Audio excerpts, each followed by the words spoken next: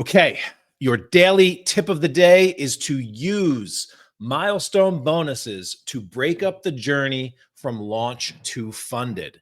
Now, I'll be honest, this is one of my favorite crowdfunding tips, one of the ones that I've really been an advocate for, and one of the best tips that I've seen that can help you if your campaign is struggling to hit that 100% funded mark. And so I want to expound a little bit on this tip and this idea and clarify exactly what I'm talking about, milestone bonuses, how to use them, and give you some examples of that. But just to get our definitions straight, I am not talking about stretch goals here. Let's just clarify the difference. Stretch goals are bonuses added to campaigns for your backers above and beyond your funding goal. So if your funding goal is $3,000, you hit it. Stretch goals are things that can keep extra incentives to hit milestones above and beyond your funding goal. That's different than what milestone bonuses are. They're similar, but it's a little bit different. When I'm talking about milestone bonuses, I am talking about bonuses that are added for backers on the road to 100% funding. So these are things that you're going to unlock, or extras that you're going to add to your campaign, surprise extras above and beyond what backers have already pledged for, as you are hitting new funding benchmarks. So what kind of benchmarks can you trigger milestone bonuses with? Well, it can be really anything. $1,000 raised. When you hit $1,000, you unlock something. 100 backers, 25% funded, 50% funded, 75% funded.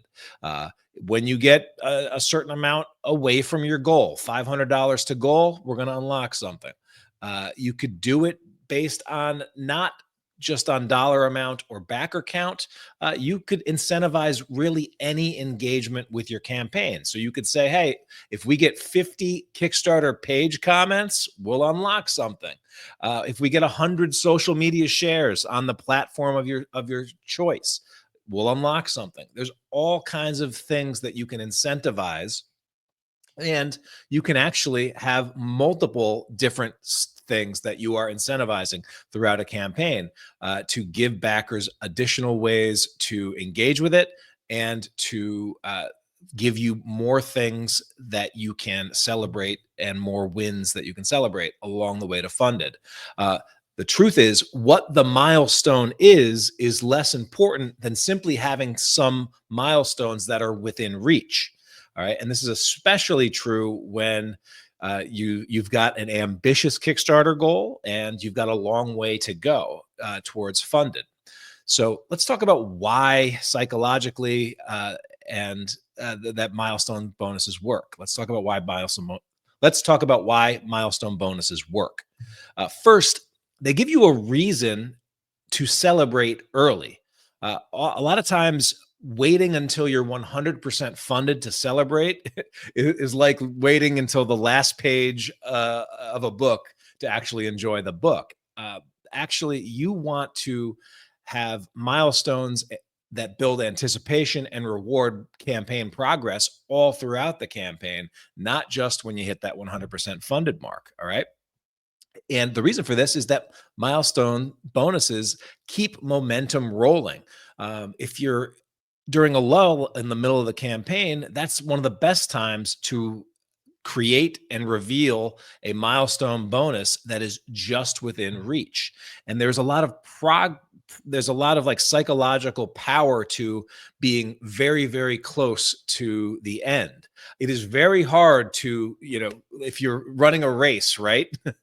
It's very hard to kick it into high gear when the finish line is still miles and miles away. But if you can see the finish line, if you've got people cheering for you when and you're approaching, it's very easy to give it all you've got and to push you towards that finish line. But you can actually, in races, a lot of runners will do this. They will find different milestones where, okay, we're getting close to this. So as I approach this one part of the race, that's where I know I'm gonna push, and I'm gonna break the long run up into discrete milestones so that I feel like I'm making progress, even if that progress is not the 100% funded victory uh, destination. Okay. And what milestone bonuses can do is they can activate your and continue to excite your and reward your existing backers.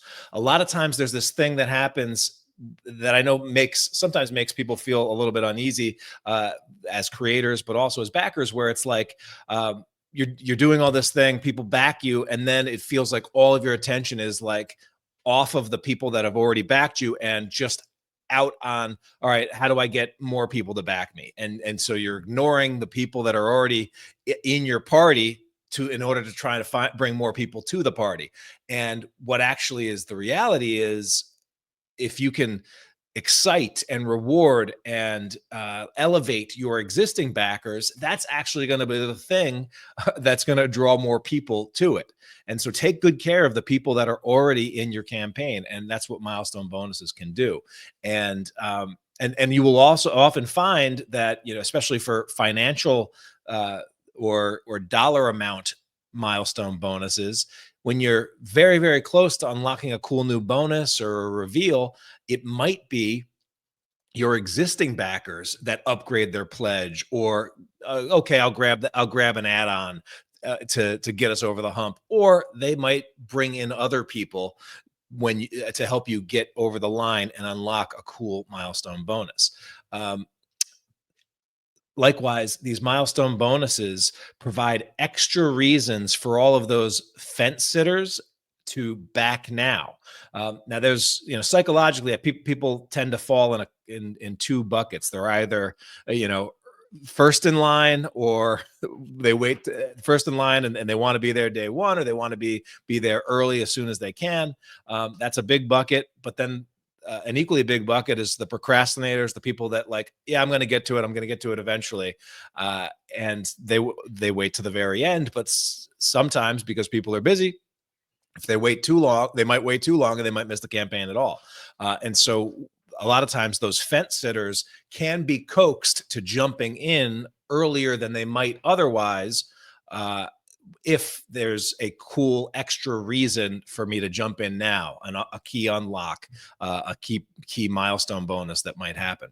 And what milestone bonuses do that anyone that's played games, or in my case, I've developed games, but they create a little bit of a gamified experience and more ways for creators to win. They're sort of like achievements unlocked. And it makes backers feel like they are contributing to your campaign, and they are a part of the campaign, and that there's action happening during the campaign. So it's always good to see examples of milestone bonuses in action. And here's a great one that Andrew Pauly, who did the Galaxa Freaks book and the Cthulhu Kids.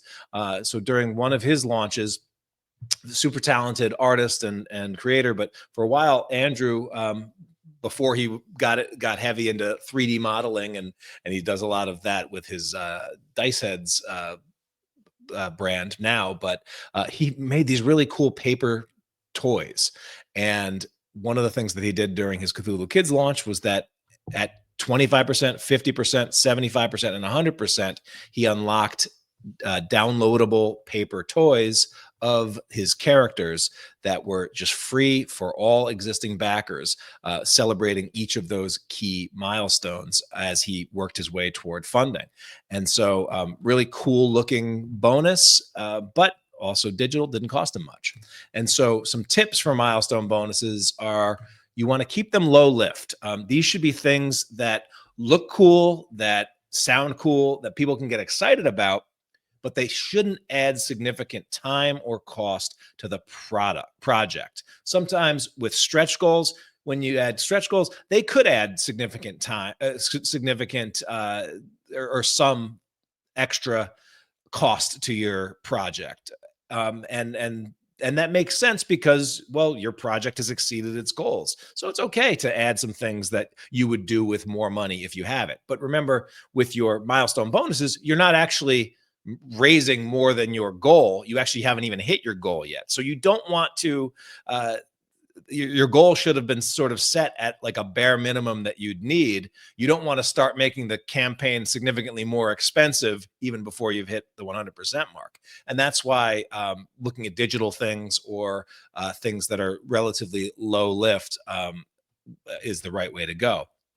So things like digital rewards or even campaign reveals, unlocking new previews, revealing a new cover, adding a new reward tier. These are things that are perfectly fine for milestone bonuses.